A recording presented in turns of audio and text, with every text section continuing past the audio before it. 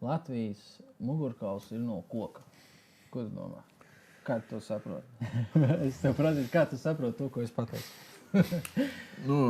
Vai tā ir? Vai tu tam piekrīti, vai tā gluži nav? Mūsu priekšrocība ir mūsu resursi. Piekrīt. Tādā ziņā es piekrītu.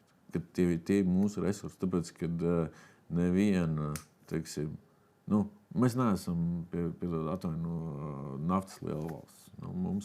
Kas mums ir resursi? Mums ir dabas resursi. Kas mums ir? Kas ir tie galvenie dabas resursi?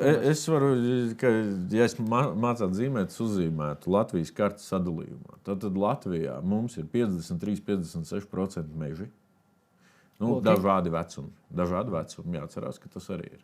Un mums mežu apjoms pieaug.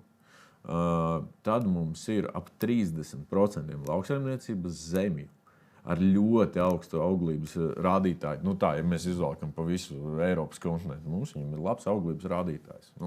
Mums ir ziemas vienīgi. Bet, nekas nav bez maksas. Kādreiz ir jāatpūšas. Un tad mums ir 10% purvi. Un katrs no šiem, teiksim, bioloģiskiem resursiem ir ar milzīgu potenciālu.